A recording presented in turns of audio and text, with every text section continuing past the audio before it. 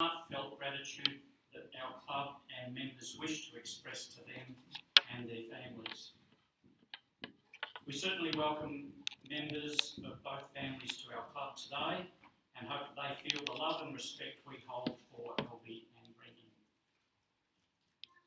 We'd also like to welcome Mayor Councillor Michael Clark.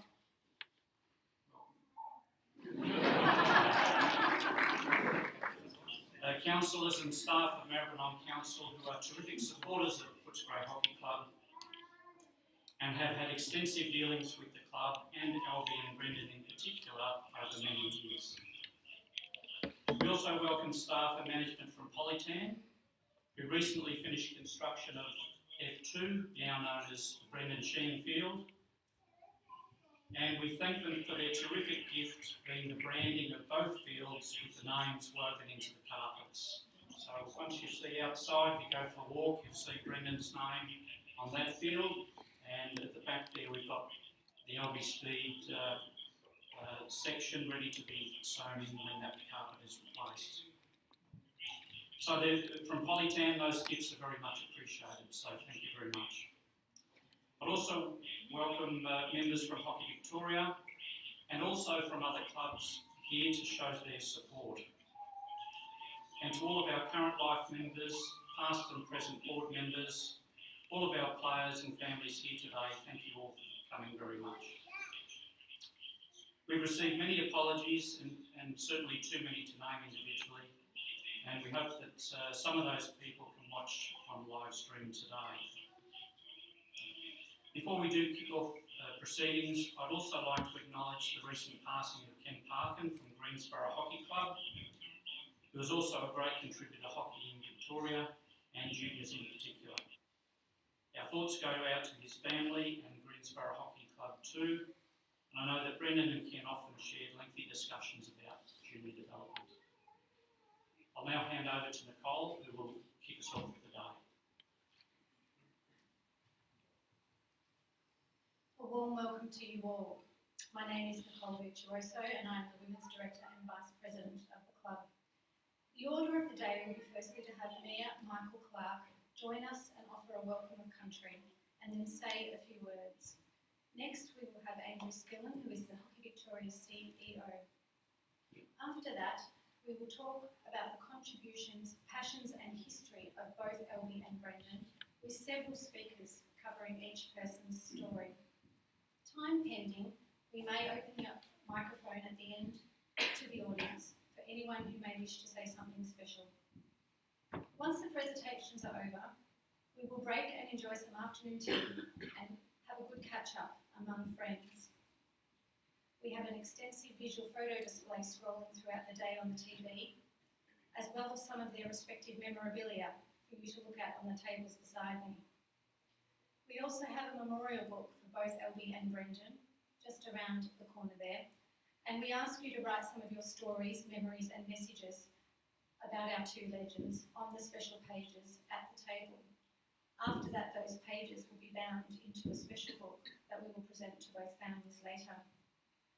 Firstly, I would like to introduce Maribyrnong Council Mayor Michael Clark to commence our proceedings.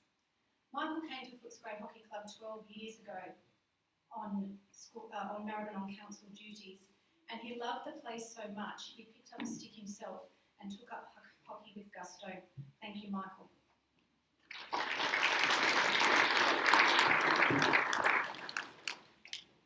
Thanks, Nicole. Rodney. For those who don't know me, yes, I am Michael Clark, and I do have the great pleasure of standing here before you as the Mayor of the City of Maribyrnong. I've got to say it's a pleasure to be here to celebrate the lives of two remarkable people, Alby Speed, Brendan Sheehan.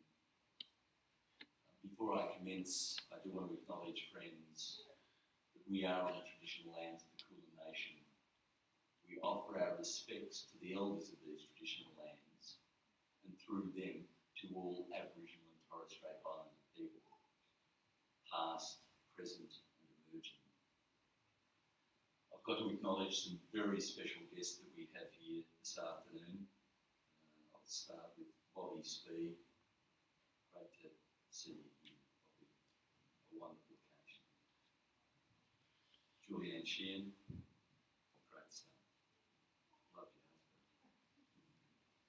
husband. Wally Hopkins, Citizen of the Year, twice Citizen of the Year, a remarkable man in his own right. His sons, of course, Greg Hopkins, Neville. The president of this great hockey club, Rodney Johnson, and of course, this club wouldn't really operate at all without Nicole Virtuoso. I also want to acknowledge the presence of Brendan's brother, bloke that I played a little bit of hockey with, Pete Sheehan. Guys, can you give a round of applause to some of those remarkable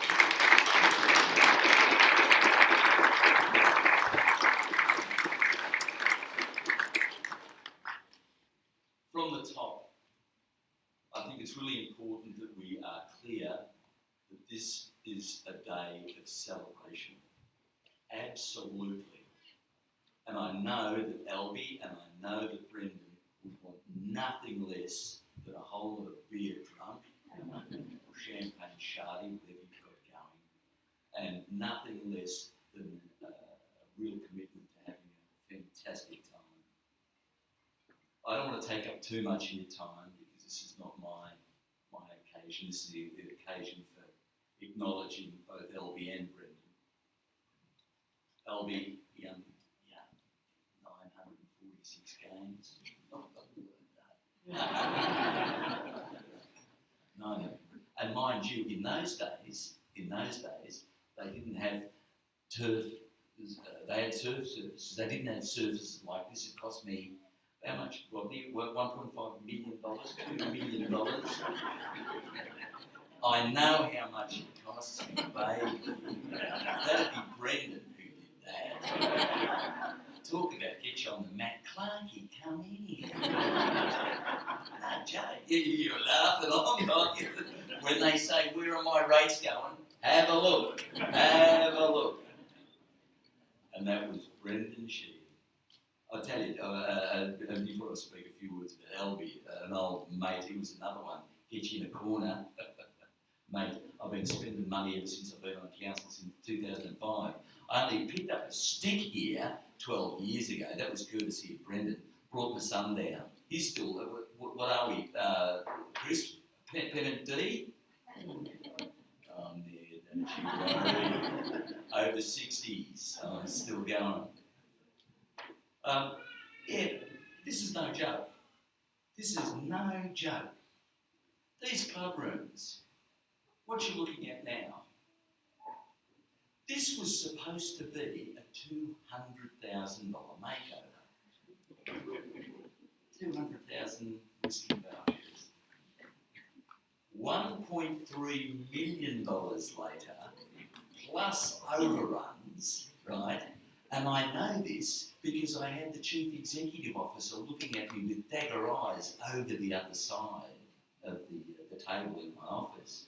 And he said, yeah, you and that bloke Brendan Sheehan, you've spent millions on that club. So have no illusions. Brendan he was very clever. Like, mate, come in, have a look around, get your beer, crown. None of this Carlton stuff. No. So he said, yeah, what do you think? Like, yeah, this doesn't look bad. And then he gets in the ear. Hey, you know, Clarky, they're all out there, they're talking about inclusive sport. We've had women here playing for years. Really? Oh, no, decades, mate. And not just women on their own, but mixed teams. What? No, we can make a meal of this. Really showcase that we're an inclusive club. Well before footy, well before all other codes. So, Brendan Sheehan, all on his own, helped us put Marathon on the map as an inclusive community, as a community that supports codes, major sporting codes, to make sure that women have the right to play, and not just the right to play, have access to the highest levels. And that's what we've seen here. As a result, a club that's produced fantastic representatives at a state, national level. And why? Because of blokes like Brendan Sheehan. You know, your club rooms are fantastic. Have a look at the state of the new surfaces we got here. And again, where did that come from? Brendan Sheehan. Troublemaker. Extraordinary. These things, they're not cheap. Absolutely. But what you need to make sure that your local government authorities put in equip is someone like Brendan, who is prepared to get up and mix it with all of us. It's great that we actually acknowledge what Brendan's contribution has been. No question about it. He's going hard, there'd be arguments, no question about it. But that's what it was about. Like you're not going to get a result just by sitting around and being a pretty face, I can tell you that. To that end, I'll speak with Alby Speed. Now, Alby, and I tell you what, he was punching above his weight. He's got this woman here, Alby Speed. What a woman. What a pair. Alby Speed, when I first got on the council in 2005, in fact it was, one of the first things I did was come down here, and I've still got the picture. There's me, Alby, a fellow called Michael McDonald. We're out there, all looking at $1 million. Oh, that'd be it there. Get rid of Wade Noonan. And that's the minister as well over there. That's James Molino. Yeah. Marsha Thompson. No, fantastic stuff. But look, the thing about Alby, his commitment to this place, his commitment, his heart and soul was 100% into this club. And guys, have absolutely no illusions. Decades did this man give of himself. Like, he'd be out there and there were times he was struggling to walk. But he was there with the stick, with kids. And again, really putting in him and Bobby out there on the fence, supporting our Premier League team. This is what it was about. Inspirational stuff, guys. Absolutely inspirational. You know, I've got to say, I look forward to playing in the over-60s. I look forward to representing Australia in the over-70s. All I've got to do is absolutely get there. Look at the trailer over here. I'm a bit frightened now. There's some competition, a few others. Pete's looking at me with daggers, trying to take my spot. But look, as a sport that Alby and Brendan has given to us and given to the community, it's a sport that you can play for a lifetime. And that's the thing. Friends for a lifetime. I look at Cosy over the back there and I think, mate, I don't know how many years you've been going at this. Decades. Long time to go yet, mate. And take it as read. Yeah, they'll be carrying Cosy out as well. And I don't mind saying, if I can't on this field, I'm a very happy man. So guys, this is an absolute celebration. But I also want to acknowledge everyone in this room who's been here, who comes here today to acknowledge both Alby and Brendan. Because it's not just the fact that you're here to acknowledge these two absolute giants of Footscray, absolute giants of our community. But you people are out there supporting the place when the camp team needs some assistance. You're out there either doing the balls, helping the teams, getting going. The kids. Again, that was the thing about Brendan. Help the kids. My son started when he was 6, 7 in Minkies, and he's out there again. One of the greatest things I ever did was actually, he was on the left wing, I was on the right wing. We were playing, I think it was RMIT. I got the ball to him. He got the thing, turned around, bang, in, goal, we win. Bad luck at RMIT. It's given me a memory that I'll always treasure.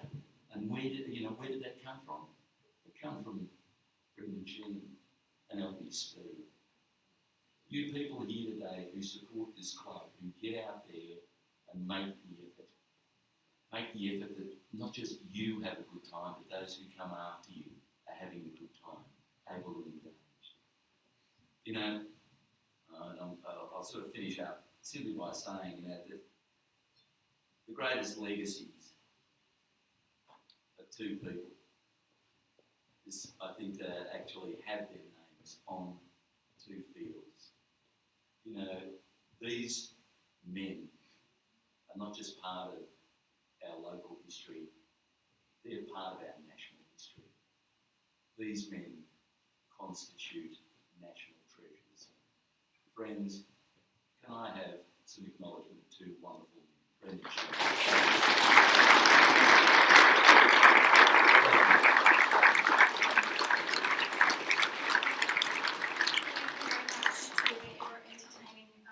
The funny thing is about that photo is that we only have 4 hockey sticks there on the day, and Alby then pretended to hold one that doesn't exist. It's my pleasure now to introduce to you Andrew Sheehan, CEO of Hockey Victoria.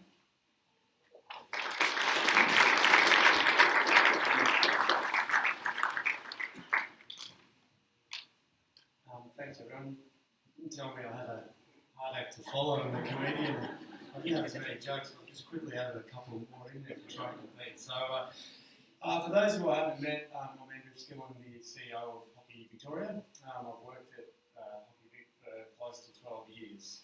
So I've worked a lot with Brendan Sheehan over the years, and today I'm certainly going to share a few memories that I've had with Brendan. But on behalf of the organisation, I'd like to thank the Footscray Hockey Club, both the Speed and the Sheehan family, for the opportunity for me to come along and speak and share in your day today, and Footscray's day today, to celebrate. And a big congratulations to the club for the way that, in the manner in which you're respecting these two outstanding contributors and what they've done for your club, but more broadly what they've done for our sport. As a sports administrator, and one of the things that always motivates me, we can often be criticised because there's only a handful of people who get paid in our sport to do what we do, and it's a real privilege to be in that position to do that.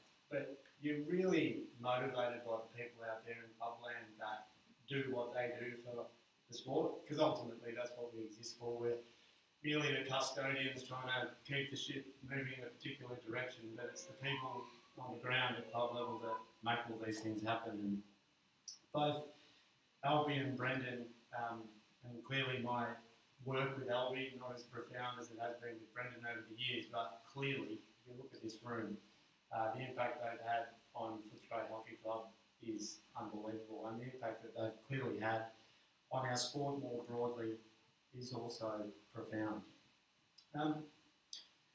Both Alby and Brendan are selfless. Their commitment to the game has been selfless. Their passion, not only for hockey, but their commitment to enrich people's and the people that participate in the game's enjoyment in the sport.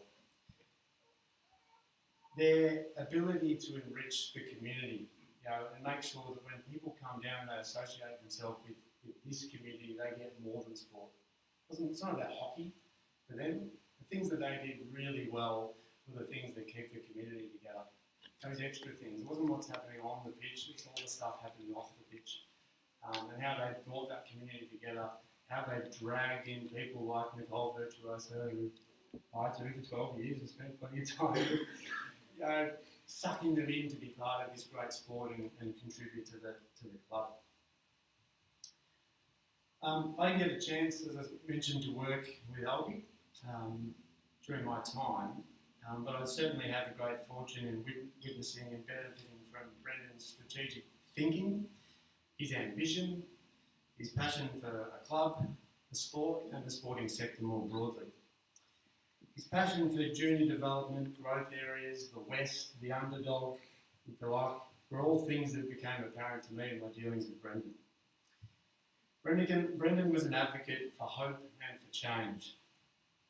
Don't sit still, Andrew. You can't sit still, mate. You've got to change. Change will rust.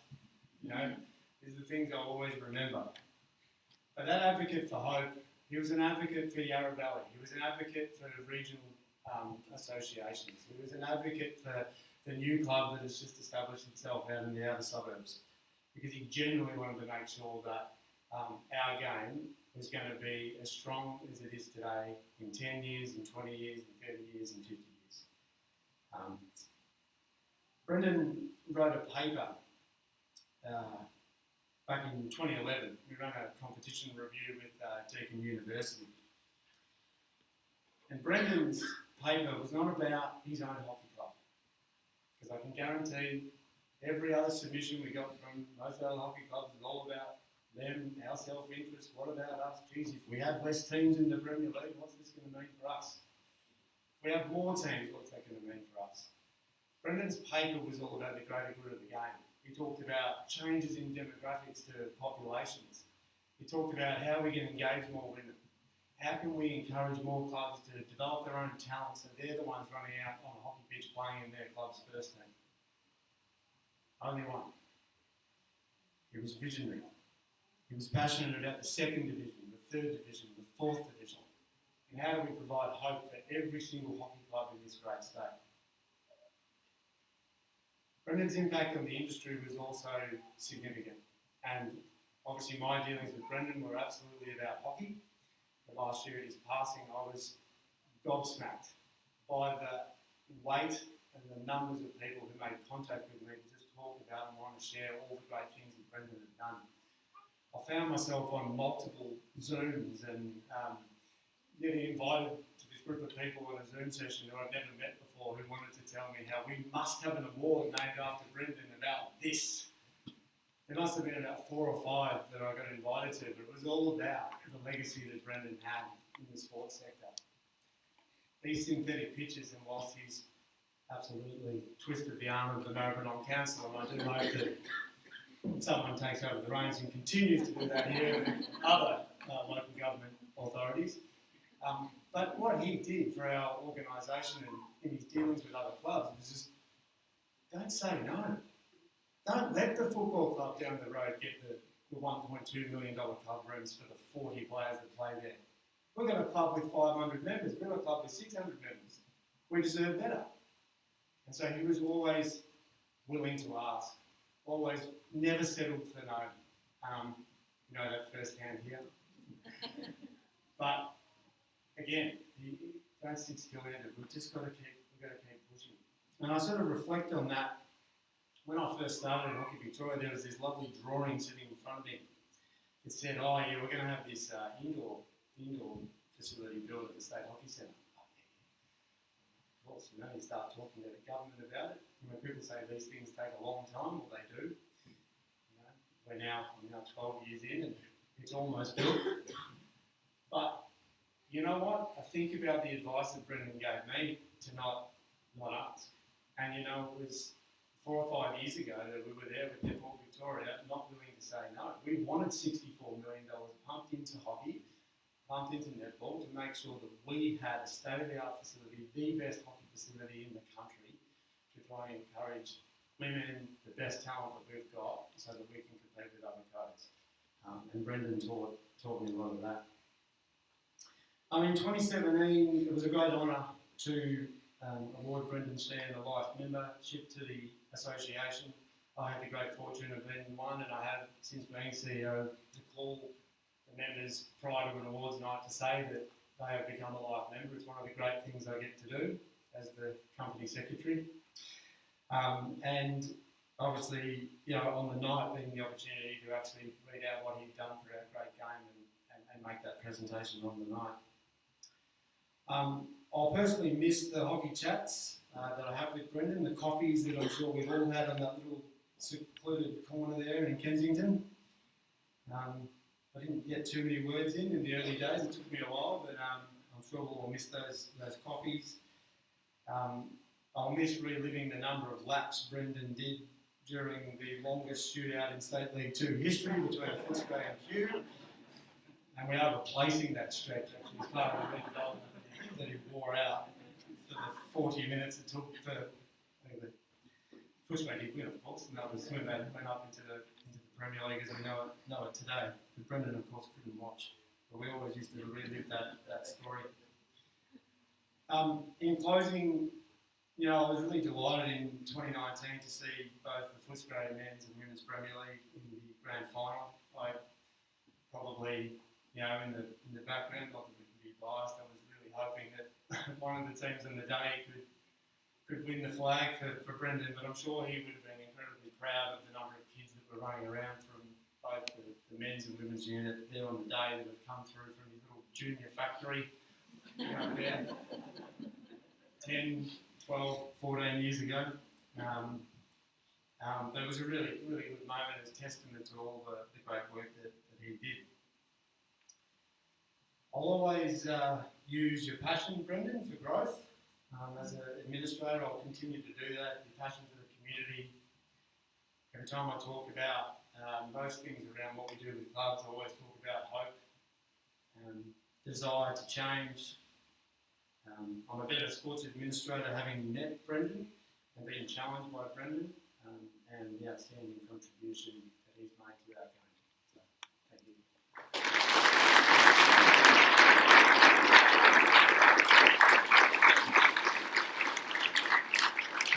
Thank you very much, Andrew, for that wonderful speech. And having sat through a lot of that with my knowledge of what Brendan has achieved over the years, I've learned about 20 things that I didn't know from Andrew's perspective. So thank you very much for that.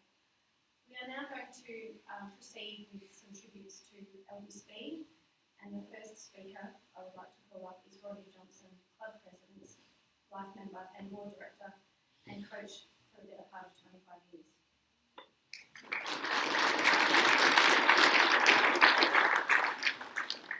Thanks very much, Nicole. Alby was always a great supporter of junior presentation functions and not backwards in getting to the microphone to have a few words. He'd share a story or two about how he got into hockey in 1947 at the age of 17. He was an apprentice at the Yarraville Iron Foundry, and two of his workmates challenged him to come down to Footscray Park and watch a match.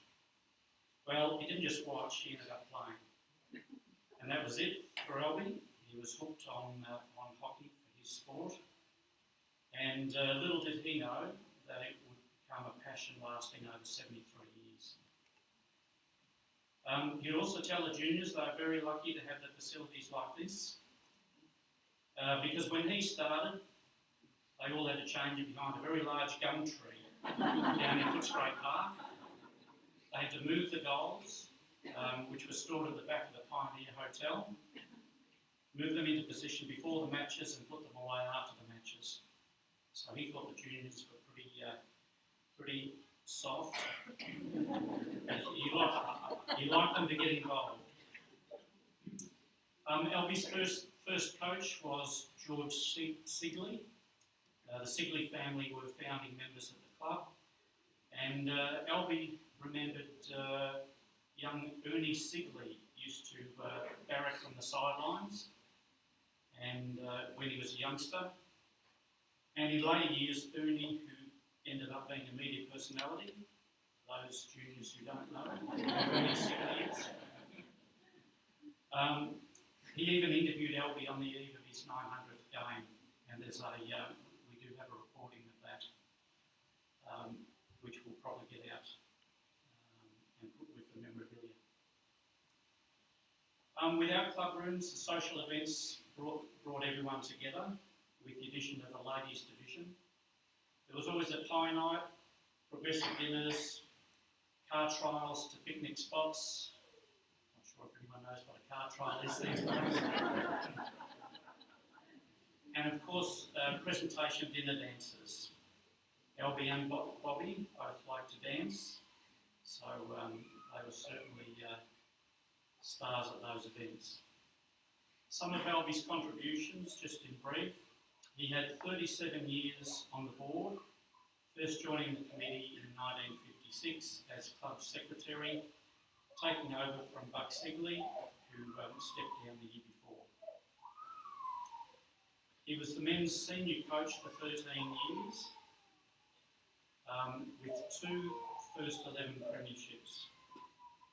He was a club champion or best and fairest twice.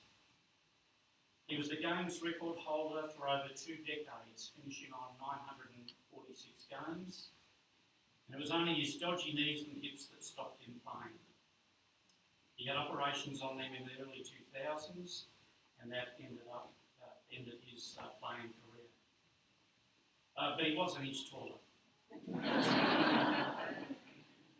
Alby was awarded a life membership by the club in 1962, and Hockey Victoria presented Alby with an Award of Merit in 1990. And the Ladies Champion Trophy, the Best and Fairest Trophy, is also named after Alby. And in 2016, the F1 ground was renamed the Alby Speed Field. Alby's always had a great rapport with players in general, and especially with the first 11. And for many years, he and Bobby would be on the fence watching the games. They'd be leaning on the red, white and blue rug, occasionally holding an umbrella against the wet weather, but they'd always be there watching and cheering on the team. Alby was generally the first person on the ground after a match to congratulate the players, win or lose.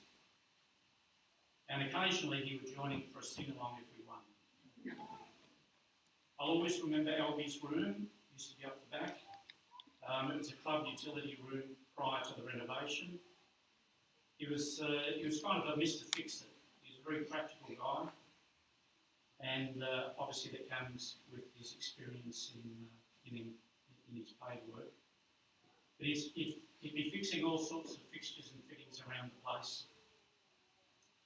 And he had all sorts of bolts and screws and nuts, and they might all come in handy one day. But it took a bit of clearing out. Every Friday he'd be down here, be tinkering with this or that, fixing things for our members' benefits. And finally, whilst Alby liked a serious hockey conversation, he'll always be remembered for his smile. Nearly always had a smile on his face because he just loved to be around familiar faces and enjoying hockey of all kinds. So I'd now like to hand over to Alby's wife and Footscray Hockey Life member, Bobby Speed, who would also like to talk about Albert and his life outside of hockey. Please welcome Bobby.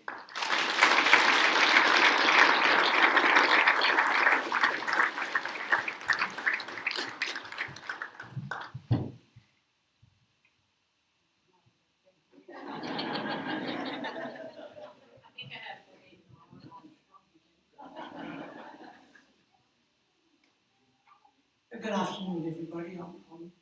I'm overwhelmed at the number of people that have come here and the number of people that have just literally come out of the woodwork that I haven't seen for years. And it's been lovely to catch up with you all.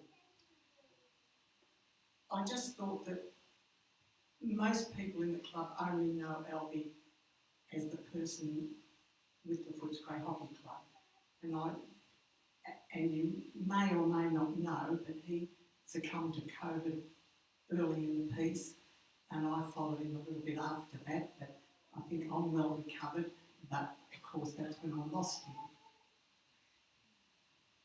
So I thought maybe this would be a little bit of closure for me, because it'll be a chance to say a few things about him that you only find out after you've gone when people say it at your funeral. Now, this is a little bit about his life other than playing hockey. Albert Henry Speed was born in Monthaga, Victoria on the 25th of March 1930, the eldest child of Emily and George Speed. Emily from Northumberland, England, George from Currambunga, Victoria. He had 3 sisters and 1 brother, as well as an older half-brother from the previous union with his mother. His father worked for Victorian Railways, which meant some moves for the family being shifted around from time to time. but they finally settled in Victoria Street, Footscray. In grade 4, a story told and read was about a swallow called Speedy the Skimmer. So it wasn't long before his nickname was Skimmer, being used by most people, but always Albert to his family. Everyone, see, I took my eyes off the page.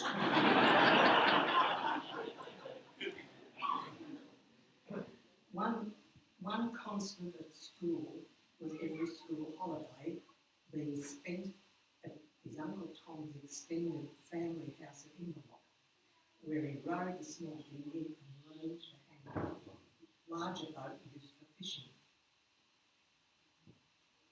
Yet it wasn't a year that he didn't have his Christmas holidays at Inverloch, and that's where our bonding has always been throughout our marriage as well. He joined the 5th Footscray Scout group, where he met Ron Shaw, who would later become his best man and brother-in-law when marrying Albert's sister May. He joined the Footscray Swimming Club, and I did forget to tell you this, but I digress. He tried other sports, Australian rules in the Scouts competition, rugby at the tech school, water polo at the swimming club, and none quite suited him, probably his stature was what the problem was. But when he picked up a hockey stick at age 17, he really found the sport for him. Yeah, he joined a swimming club where, not a champion swimmer, he worked hard at beating the handicap, and he did on several occasions with trophies to prove it. Educated at Hyde Street State School, followed by 2 years at Footscray Technical School, he was more interested in hands-on subjects, using his hands working in sand, leading to an apprenticeship in a jobbing welding apprenticeship. In an iron foundry, making the moulds into which molten metal was poured to make castings for all kinds of industrial uses in pump cases, etc. His skills advanced finally, leading him on the management board of one of Victoria's well-respected foundries, retiring in 1986. Hockey, of course, played a big part in sporting life, as swimming had to make when caring for a home. He couldn't afford to play 2 sports, summer and winter, because then his painting, etc. at home and his garden would get ahead of him. So he chose to stay with hockey, which I don't either of us ever did.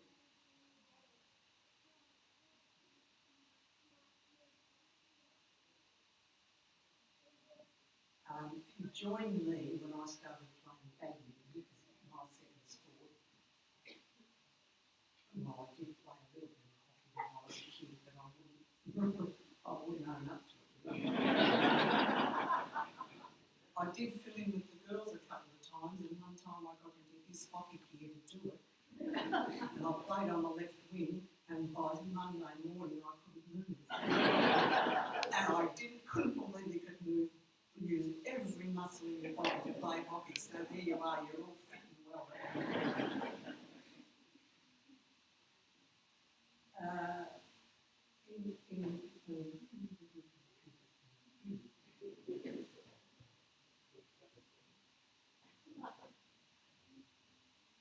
And he played badminton until his knees used to get too cold waiting for the next match to come around, so he gave that away, and I just kept playing on. I did not play till I was about 60, and I thought, well, that's time to give that away too.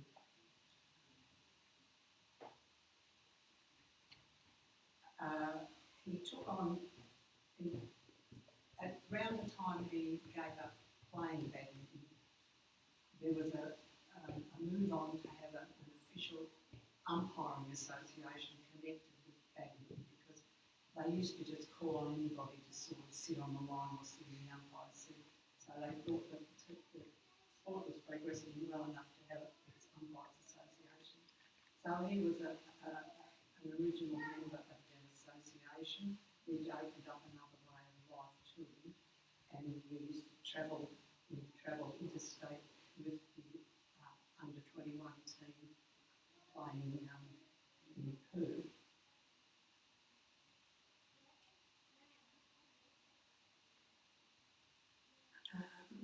You can't take me on by any, especially when you get to mine.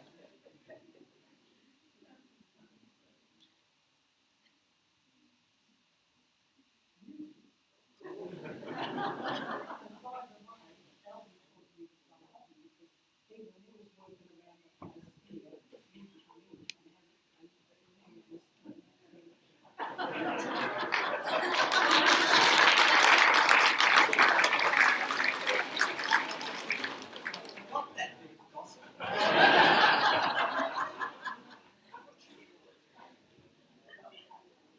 Anyhow, when he was ready to give up playing hockey, not because of his knees, but they started doing this new thing called veterans hockey. Now, there weren't enough players in Footscray Club at that time for Footscray to have a team. So believe it or not, he played a couple of seasons with Brunswick in the veterans competition. Then he went out to Moorabbin, and I don't remember how many years he played at Moorabbin in the Moorabbin shirt. I couldn't believe in seeing him playing something other than red, white and blue. But he did, and he had to wait then until the club had enough members that he could get back into an Australian veterans hockey team. And that really, they have a competition that goes all around Australia, each state by state, but now it extends overseas as well.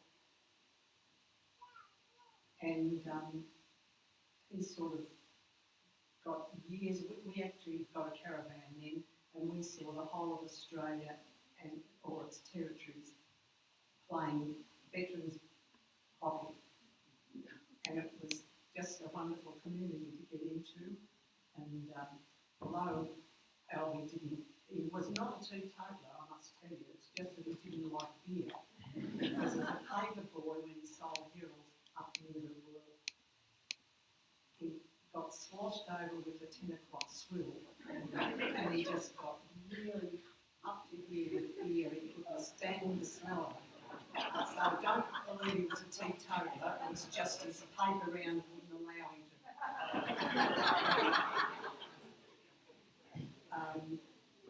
So he enjoyed a little glass of wine, and what put me on that track is because with veterans hockey, you always had to get together with your opponents, and it was lovely to sort of get to know them on a personal term as well as just knocking around on the hockey field.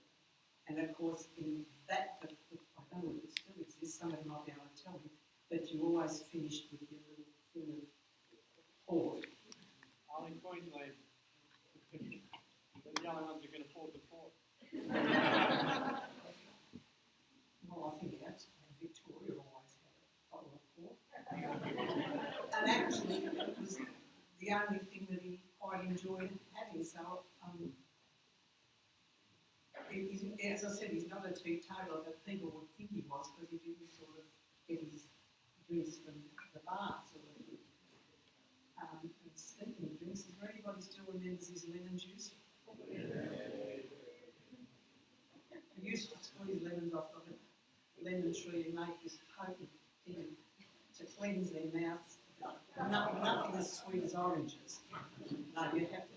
And I think the bloke thought it was mandatory that if they didn't have it, they wouldn't get in the tea. Anyhow, I digress.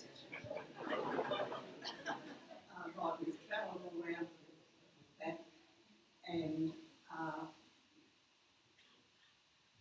forgot, we did have one last game. Prior to all this going off and not playing because he had cooked music with him, we got a call one day from go on a trip to Malaysia and Kuala Lumpur for a game of veterans hockey. And of course, this was our first overseas trip, and we said yes, and I'm not really into overseas travel or anything, but that was the start of it. And we went over there, and that was actually the first time veterans hockey was played anywhere. And we played an Indian team and a Chinese team. And I remember the Chinese team had this big tureen. It looked like water, but it was probably in rock of some sort. Little bits of things in it. And after it was all over, I said, well, when do we eat? I wanted to try and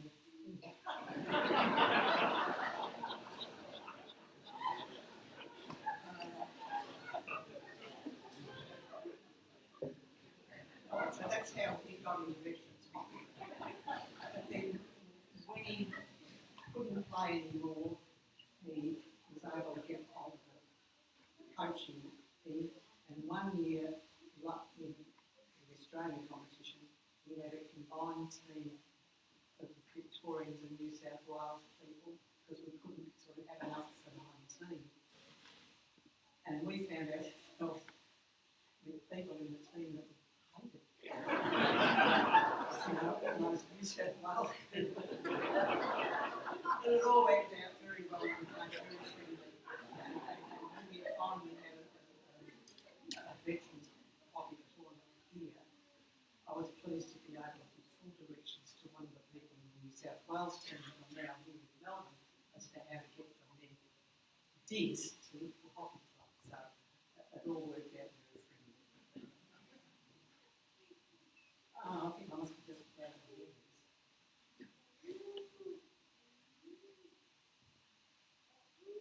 I must be on over page 3.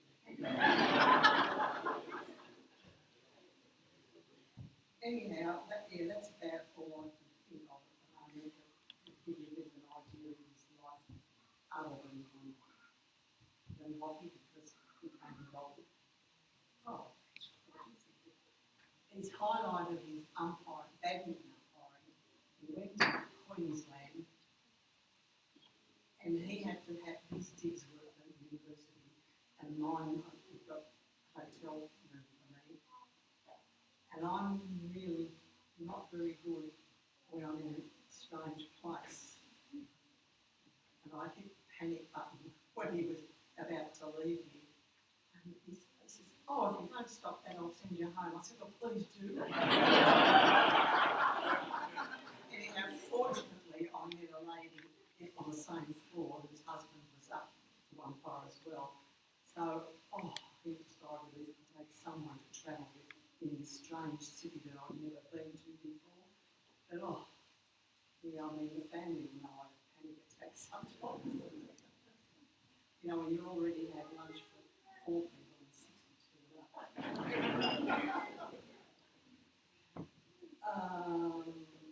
Anyhow, the highlight of his badminton umpiring was he was chosen to umpire the ladies' doubles in the gold medal match. And I can't remember the opposition, but it was a pair of Canadian ladies that won it. And we've got the shovel still at home that was the last one to come off the court. So he had a highlight in more sports than just hockey. And I just thought I'd like to elaborate a bit so that you know he just didn't spend his entire 90 years here. Thank you very much.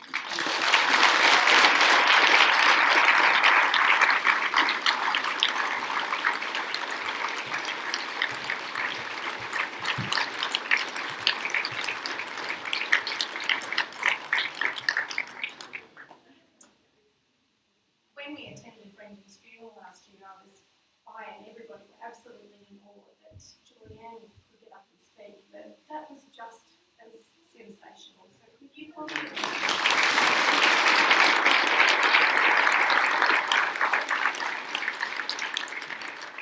Poppy, I didn't realise you had such a sense of humour. Thank you so on to Brendan and Sheehan, I would like to call up Julian Sheehan, affectionately known as Jay, his beloved wife, life member, 40 plus years junior coach, and the women's highest game records holder, Julian.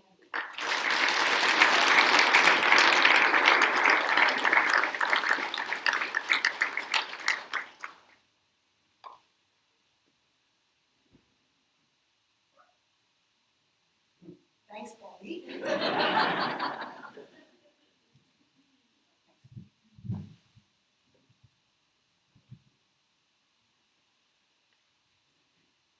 There was a recording made by Johnny Cash several decades ago, and also an Australian version titled, "I've been everywhere, man, I've been everywhere." And although Brendan was extremely well travelled, a more appropriate term for him or anthem would be, "I am everywhere, man, I am everywhere." Brendan's in the new fencing that surrounds the fields and the striking logo that's at the front of the building. He's in the amazing synthetic turf pitches that we're dedicating today. He's in this fantastic new pavilion that we'll fully utilise this season. Brendan's influence is in the men's program, with the sourcing of coaches, creation of selection policies, support of the men's directors, and development of mentor player initiatives. Likewise has been his influence on the women's program, with a fervent desire to make both these sections as strong as any club in Melbourne. But most significantly, his legacy is evident through the junior program. Brendan's passion for juniors was evident to all who knew him. And as I stated in his eulogy, anyone can put a hockey stick in someone's hand, but Brendan put it in their hand, encouraged them, and continued to take an interest in them for many years ahead. As Nicole will tell you, he was a zealot about the come and try days, because each February was a chance to expose another 100 kids to the sport. In fact, he was a zealot about everything, but that's another story. In the off-season, when I was looking for a rest, Brendan was gearing up for the summer skills sessions, so we could provide specialised coaching for the players identified as most likely to participate in other Hockey League or Shield competitions the following year. His enthusiasm was infectious, and I'll be forever grateful to Phil Macker for his support to enable Brendan to continue the program when disease progression made it quite difficult. Brendan is synonymous with charts. Definitely not the physical representation or making of them. That was many hours and many changes, as you know, Daryl, Nick, Greg.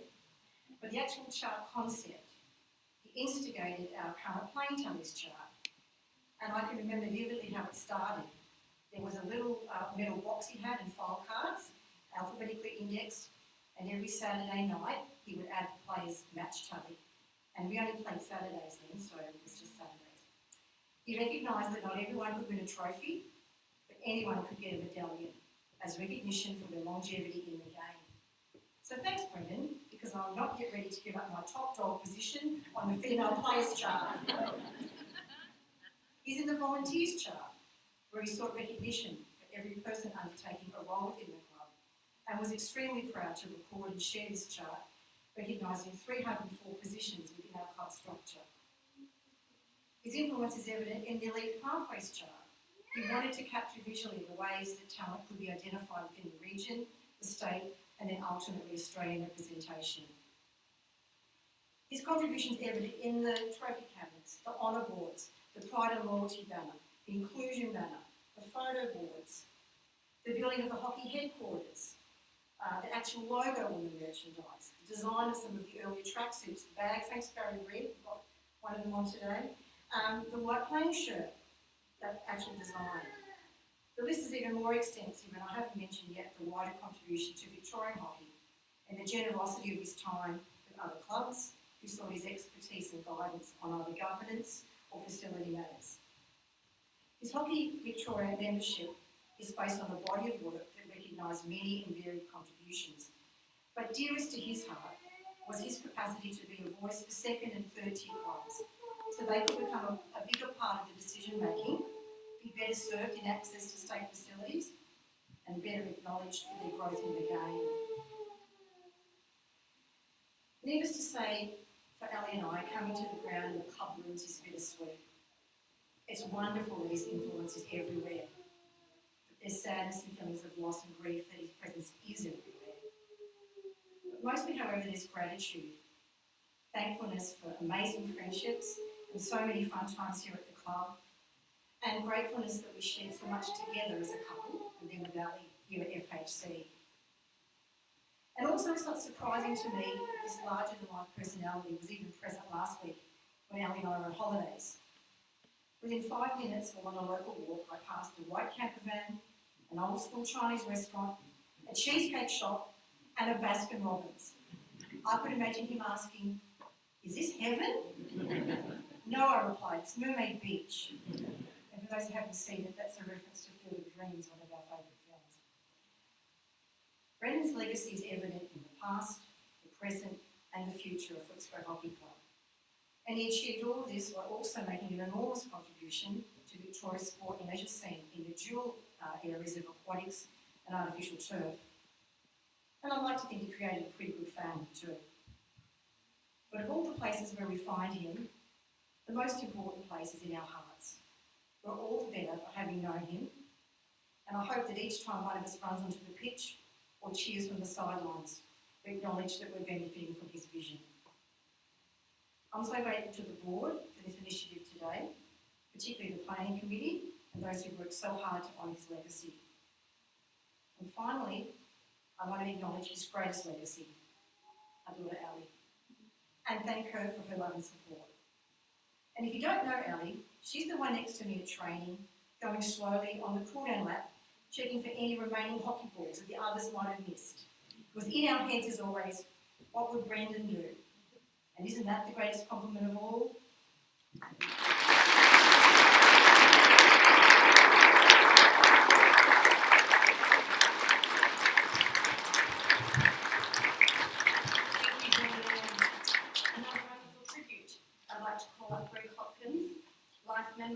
Longtime friend of Brendan. Greg has worked tirelessly to put back up all of our memorabilia and flags after the renovations. Thank you, Greg, also for putting together the beautiful tribute posters that you can see displayed in the club rooms. It is rumoured that you were actually the person that infamously had to tell Brendan, who had actually won the 2019 State League 2 Grand Final, when Brendan finally walked back into the crowd after the sudden death strokes of 16-15. Greg Hopkins.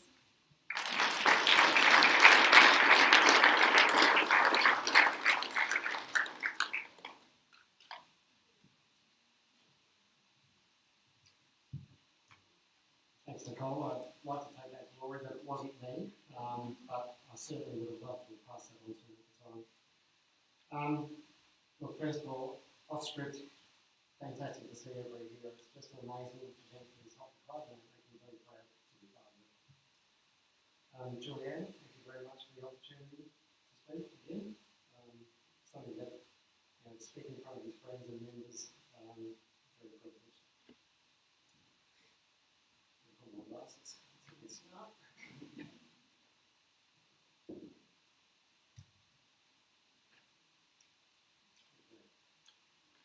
I have a dream. In fact, I have a dream.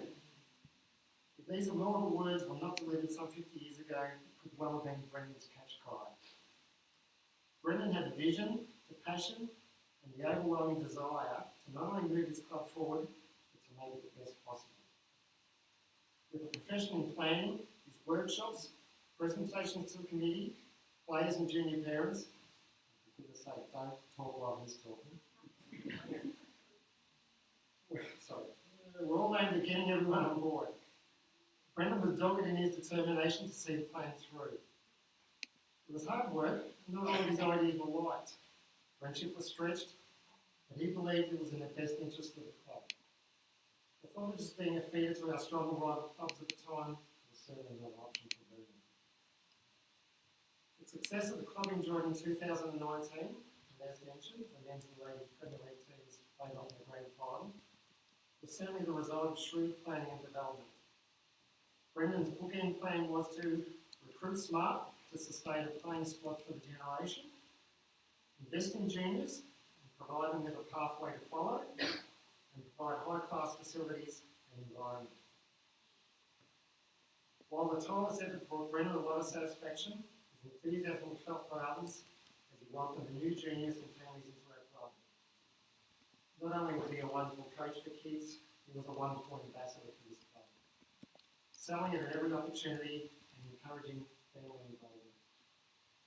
His proudest moments were watching his juniors develop through the years to become future Premier League players or valued long-term club members. There wouldn't be too many players under 50 today, certainly amongst you, that have come through our junior program and hasn't been coached or mentored by Brendan. His mission to develop a strong junior section was rewarded in 2008 when Pushka Hockey Club was named the best junior hockey club in Victoria. The great reward following the implementation and delivery of 10,000 club postcards to local primary school children in 2003. Brendan's desire for the club to strive to be the best saw him involved in player and coaching recruitment. He aimed far and wide, and no name was off the table. He had great delight in having a son, a good friend, and former board member Peter White's son Tone join the club when he moved back to Victoria. Other roles that Brendan filled were statistician, historian, and his profession led him to become a vital link with state and local government, and immersing himself in numerous facility developments that we enjoy today. The current members may not be aware of Brendan's prowess in senior coaching and playing. As a state league premier coach, Brendan was the club's men's senior coach for 5 years in the 70s and 80s. His results-driven and hard-nosed approach showed no favouritism. Club folklore recalling the 77 grand final when he left good friend and up-and-coming junior Darryl Splinters Yank on the bench for the whole game. His nearly 500-game playing career had many highlights. Some of his greatest memories were during summer hockey, where he would introduce many juniors to their first taste of senior hockey. His focus, however, was often distracted by umpires. I vividly remember one occasion when Brendan lost his cool. The umpire's decision did not go his way. He threw his stick on the ground in disgust, only to be sent off to the sidelines for an enforced spell by umpire Greg Hopkins. As a player, he was a far better administrator. He did, however, possess those trademark silky skills that Pete has. His deft stick feint, and he glided across the pitch. In later years, his groin, or injured groin, would cause him much grief, limiting his availability. Us young guys took great delight in feeling a bit of a stick about his groin. A true professional, though, he took our jobs as good banter, which only made him work harder to get himself right, often preparing himself with a run and a swim before a game. His speed, however, never quite returned to his best, and he was sometimes described as a VW in the second year. And then there was the VW Combi, the Sheehan Combi, an iconic vehicle around the western suburbs. His van was used as a holiday camper van, junior taxi, the original working from home office, and in later years, for ferrying late night revellers home from the club. Always a non-drinker, Brendan was the non-drinking man's man. Whether it was a lemonade, Coke or hot chocolate, Brendan was entertaining drinking companion, where his intellect, dry sense of humour and fun-loving nature came to the fore. His warm friendship often extended to his favourite spicy restaurant, where if time was an issue, there was always time for that ice cream, chocolate or Mississippi mocha. And how many of you would refer to Brendan as the fashion guru? His time travelling to the US would often see him with a snappy pair of runners or a t-shirt, and who else in the day had a Gore-Tex rain jacket? His support for the Sydney Swans seemed strange, particularly for a boy from Braybrook. His support, however, was rewarded in 2005 when he joined fellow Swans members to various pubs in South Melbourne following their premiership win. Legend has it that he managed to down 10 pots of beer during the day, surely a record for Brendan. As mentioned earlier, Brendan was always a nervous watcher of sport, known to leave many sporting grounds mid-match if the game was tight. on one particular occasion, well known throughout the hockey fraternity apparently. The 2011 State League 2 Grand Final at the Hockey Centre, the pressure was too much. So Brendan left the venue and walked to the Children's Hospital Chapel, which is some mean feat, before returning to the ground. As it was getting closer, he could still hear the roar of Footscray Army in the stands. I was overjoyed to see the final penalty stroke go in as he entered the ground. Always fastidious, nothing escaped him. Whether he was ensuring that the grounds and pavilion design plans were correct, club charts were up to date, reports checked and rechecked, or every flag was equally distant spread apart. We could all recall occasions when his level of detail tested us. I mean, most of us can relate to his post-it notes or little scraps of paper that he'd write on. I happen to have one in here in my hand. I don't know whether it's a third ground or maybe the second story extension, but we can all relate to his little piece of paper. It would be remiss of me not to acknowledge the importance and love and support that J.A. and Ellie gave Brendan throughout his hockey life. As we know, J.A. has been with Brendan side by side through most of his junior coaching and club involvement. Their unwavering commitment to him through the good and the tough times, not to mention the arguments we've seen over the sway cabinets on a Sunday morning, enabled us to receive the full benefit of Brendan's energy. He was immensely proud of Alby for a commitment to keep playing even when the lure of the next overseas trip was just around the corner. And he loved to share stories and update us all on what she was up to. Brendan's tireless voluntary work for Hockey Victoria's committees was recognised, as mentioned earlier, by Hockey Victoria, where he was awarded life membership in 2017. His friendships extended far and wide throughout the hockey community, resulting in many offering support and condolences after his passing. Brendan has left an immeasurable legacy to our club.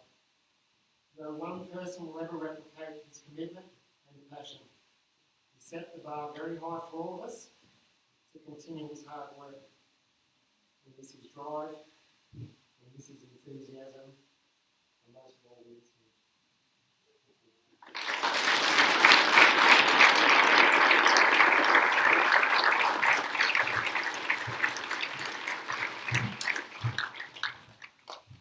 Thank you very much, Greg. A fitting tribute.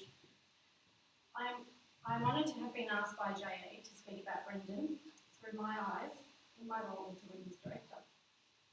And I replied, I'd love 2 minutes. Well, that was my first regret. How on earth was I going to fit what I wanted to say in 2 minutes? My second regret was when we were putting together this agenda, I found out that I was the last to speak. And after all the wonderful and emotional tributes before me, here I go, Brendan through my eyes. However, I hope you will feel a sense of connectedness to this poem I have written in his honour. In '96, met Brendan Sheehan. On the board, our friendship begun. Those around him learned pretty quickly. He fit 2 years of life into one. He was already a life member, to be respected and revered. But I couldn't believe his better half when Julianne appeared. Tenacious junior director was he, a new women's director was I. Try to keep up, he said quietly, as we both reached for the sky. How did juniors recruit more teams? He was after ideas and the tools. As a young teacher, I proudly stated, let's get back into primary schools. 10,000 postcards delivered, flyers and ads were our gimmicks. 80 kids turned up to the first one, reignited with the Come and Try clinics. While he grew the junior section, the seniors reaped the rewards. Lots of talented youngsters emerged, defenders, mids and forwards. In 2008, we were awarded the best junior club in the city. The first significant step forward, us Bulldogs were sitting pretty. He'd grown 6 junior teams to 20. I'd grown 3 teams to 8. But we were only a League 2 club. Losing big players could be our fate. Then men's director, Tommy G, hatched a marvellous plan. Bring across some overseas players, and Brendan was our man. He grabbed onto that vision, He sold it to the board. Every player and coach recruit, he would reach out far and broad. One grand final in September, Brendan wouldn't be staying. We were playing for bloody State League 1, but he was in the chapel praying. Brendan cemented lifelong friends through his junior associations, Mark, Paul Barry, Peter and Zach, giving them jobs in his negotiations.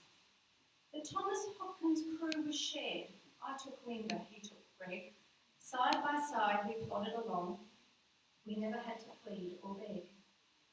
BS and I did the long hard yards, and there are multitudes to thank. In the meantime, the men needed a new director.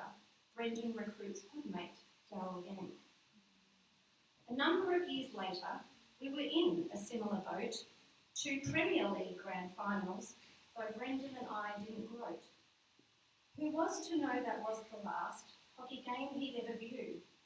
Men and women of the spray, he'd say, continue that red, white and blue.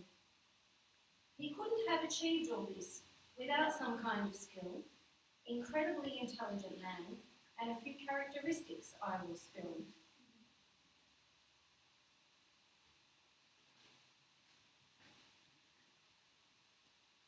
Gosh, I've lost my place.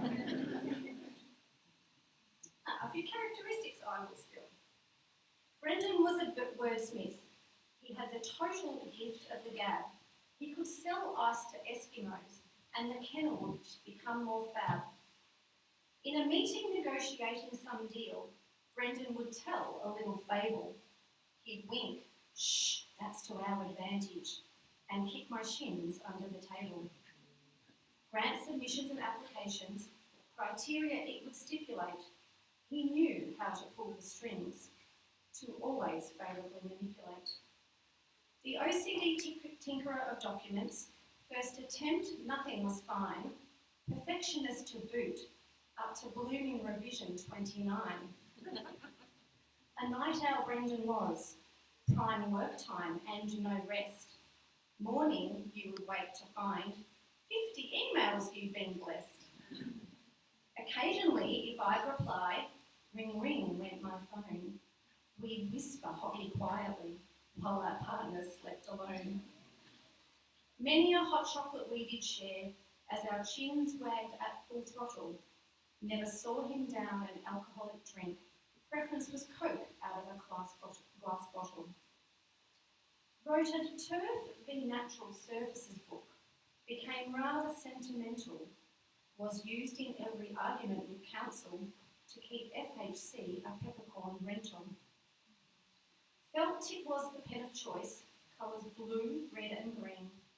Post-its, receipts, the back of a bill, the teeniest writing you'd ever seen. Now, how on earth did such a man avoid every possible photo?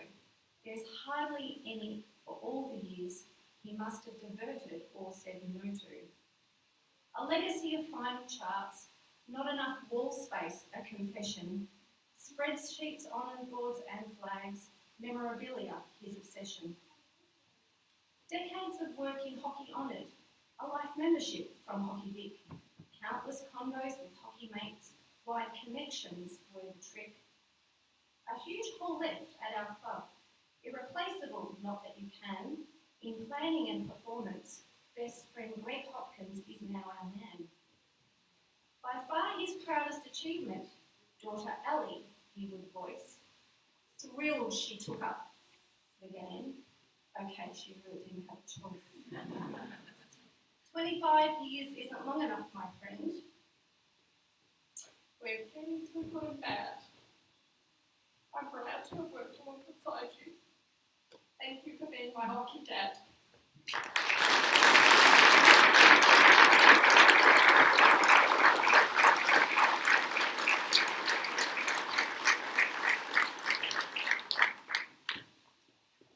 And now that I'm a mess, I will open up the microphone to, is there anyone who would like to come up and say a word for Alby?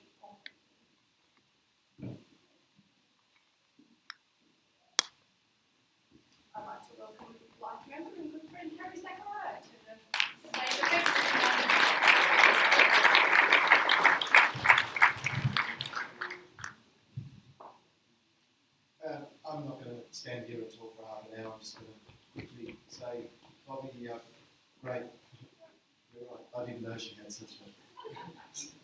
sense of humour. I think I'm going to stand next to you this year and try and get some of those jokes out.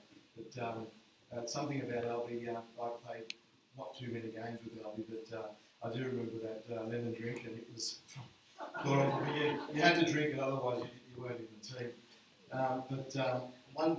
One thing I do remember about Alby was when he was playing, he would run around the field, and I said to him, Alby, how many laps do you do? He said, I run until it stops hurting, and then I'm ready to play. So that was a memory that I'll never forget about Alby. And Brendan was my first contact with the club.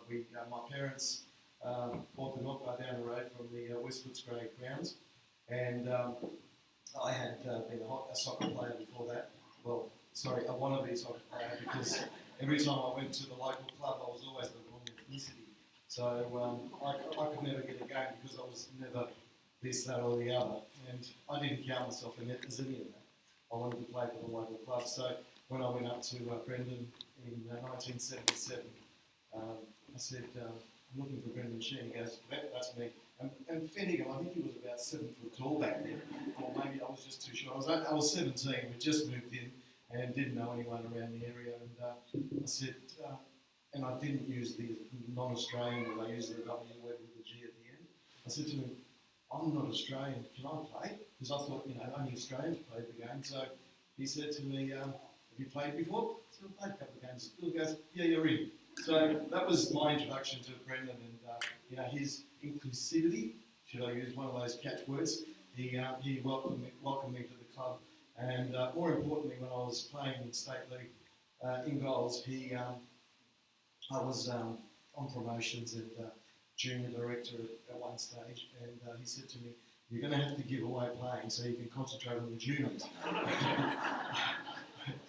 I didn't want to give that up, so I said to him, mate, I can fit it in, it's okay. So, I proudly worked with him to establish the juniors when we were at West Footscray at Johnson Reserve, and then when we moved here, we worked together to get the women's section back up again. And, I begged and borrowed people's girlfriends to come and play in the summer, a summer competition out at Monash, to be honest.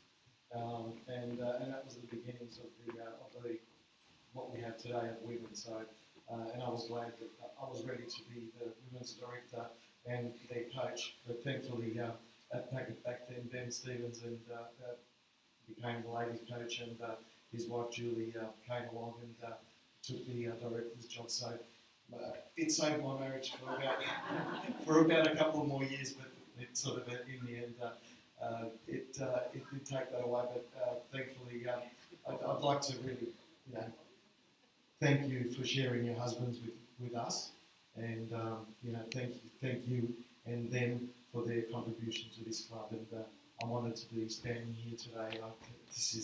I've got nothing to read from, so thank you very much, Bobby. Thank you very much.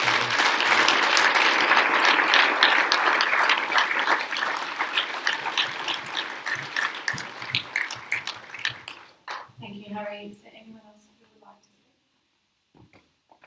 Okay, before I close the official part of the day, there are a few people that we would like to thank. To all the dignitaries, special guests, family members and friends who have attended today, we thank you very much. To the organising committee, Greg Hopkins, Rodney and Karen Johnson, Mel Sanders, Georgia Hopkins, Georgia Petrali, Hayley McAlinden and myself, thank you.